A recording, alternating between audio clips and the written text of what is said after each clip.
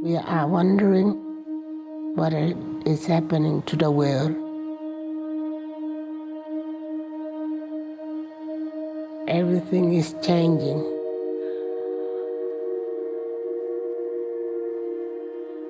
The very idea of human being some sort of natural concept is really going to change. Our bodies will be so high-tech, we won't be able to really distinguish between what's natural and what's artificial.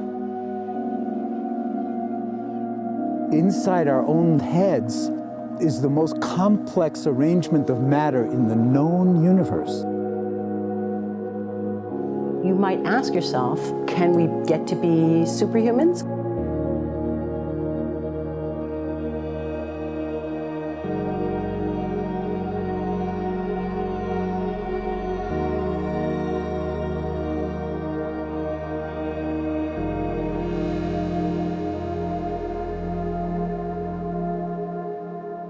The original Industrial Revolution was driven by the discovery that you could use steam engines to do all kinds of interesting things. But that was followed by additional revolutions for electricity and computers and communications technology. We're now in the early stages of the fourth Industrial Revolution, which is bringing together digital, physical, and biological systems. One of the features of this fourth Industrial Revolution is that it doesn't change what we are doing, but it changes us. With the ability to visualize brain activity, for example, through a simple consumer-based EEG device, it gives us access to ourselves in ways that we've never before thought possible. It unlocks the black box that is the brain and enables us to really, truly be able to realize an identity that is aspirational. There's now a scientific foundation for the effects of mindfulness on the brain, on the genome, on biological aging. And when the human mind does know itself, then you get the potential for a new renaissance that restructures itself in terms of our relationship to life, our relationship to the planet, our relationship to work. We need a different economic model. And by that, I don't mean capitalism versus communism. What I'm talking about is a shift in the system along the lines of the two big changes that happened in the 20th century, Keynesianism, with a much greater focus on health and education and the role of government working with business, and then a reaction against that in late century to neoliberalism, where the focus was on free markets, freedom of the individual, and getting governments out of the way. We need a shift to a new system that will allow us to meet the basic needs of every human on the planet, that will live within planetary means, that will be fairer, and that will be focused as its key goal, not on growth per se, but on maximizing human well-being. And history tells us that a values shift is triggered by creation of a new story about how we want to live. I see the circular economy as something which fits very closely with mankind's goal to be innovative and creative and to always progress. We can use asset tracking, we can use IT, we can use 3D printing to enable this different economic model to recover materials, feed them back into the economy, and really to decouple growth from the resource constraints we have. The reason we live in cities is not different today than it was 10,000 years ago. Even if we have got networks connecting us, we still want to have places where we meet in person. So this means the place where we work and the place where we live are much closer to each other, a city where we don't need to have big supply chains in order to produce things, where many things can be sourced locally thanks to 3D printing and robotics. So if we're able to do something to transform cities, to make them more efficient, then the impact can be huge.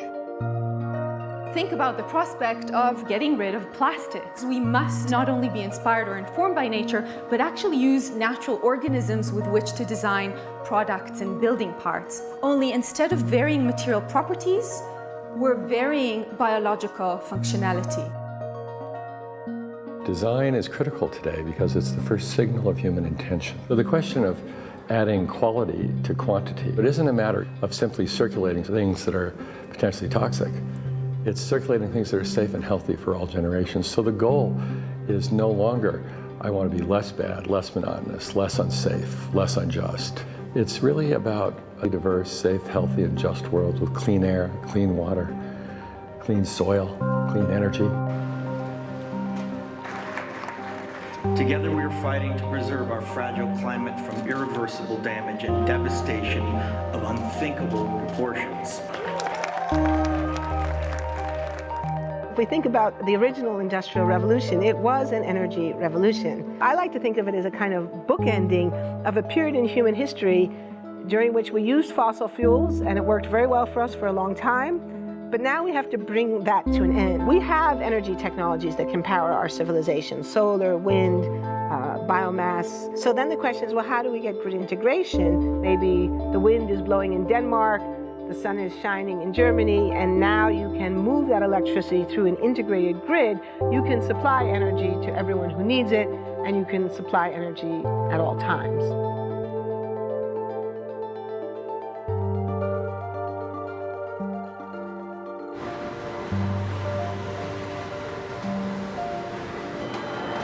Walking around, you do see different stuff as far as like the body marriage line. They use a lot of things that help them lift up and move things to the car. You just sit there and, program something, and it has its own set mind to go ahead and do everything. And then as humans, we just come in and take the extra step to help the technology. It's not the cure-all for everything. There's definitely a lot of things where people perform the operation better, but certainly for the right applications, robotics are a huge improvement for the process. The projection of 5 million jobs lost by 2020 to technology is serious, but it's not the main question. Construction, manufacturing, services, public health and education, these industries will still exist. The main question is, what will be the future of work? How will we define work? How will we share the wealth? From the viewpoint of the labor or jobs, now we really need new education or new training. We're working with a World in Motion and First Robotics, trying to encourage students from 3rd grade all the way up through the end of high school. We had students make sailboats, and then we had them race them, and so they could see how quickly they could move. And they immediately went back and started to say, oh, I saw what happened, I'm going to go change this or that. And that was 3rd graders. I've just given a prize to a kid of 18 years old that has discovered something really very, very unique. Came up with how to get better productivity and better yields for seeds of corn. And so he basically came with the idea that if you would perforate these seeds, you would get more food. And you think about it and say, but he didn't go to university. So how does he get all that knowledge? And he told me, I've been watching YouTube since the age of 12, and I'm so interested that I've seen everything about it. I've read everything about it. The world is really open to learning. The thing is, how do you give the incentive to your kids to do that? It's this ability of digital technology to change outcomes, to truly empower people all over the world that can create a more equitable growth, because I think the world needs that. Fourth industrial revolution has the potential to make inequalities visible and to make them less acceptable in the future, and hopefully to gather and garner political support to take the necessary decision to reduce the gap. Humans have always been using tools, but because of the recent advances in technology, we're beginning to have machines that can augment us in all sorts of interesting ways. I was the first person in the world to be able to voluntarily move my legs while stepping in a robot by exciting the nervous system using electrical stimulators directly onto the spine. We believe that a cure will be possible if enough of the right people have the will to fast-track a cure for paralysis.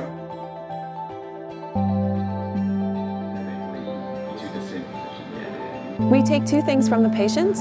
First, we take a three-dimensional X-ray, and we extract the three-dimensional data out of that so we can make a perfectly shaped puzzle piece. And then we also take a sample of fat tissue from the patient so that we can extract the stem cells out of those. And we use those stem cells with this three-dimensional scaffold that we fabricate, and after 3 weeks, we have a piece of living bone that's ready for implantation.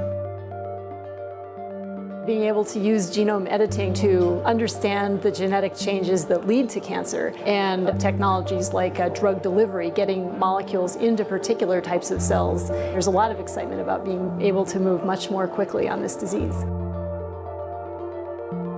One of the things that I think is so essential to free and open societies is freedom of thought. And up until now, the conversation we've been having is around freedom of speech. Once we can access people's thoughts and access people's emotion, we have to create a space that enables people to think freely, to think divergent thoughts, to think creative thoughts. And in a society where people fear having those thoughts, the likelihood of being able to enjoy progress is significantly diminished.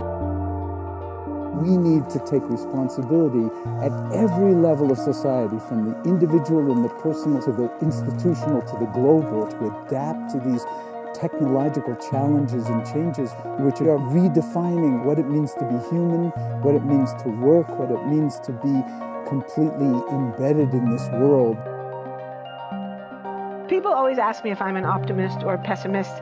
The technology exists, but how do we get it and implement it at the scale we need at a price that people around the world can afford?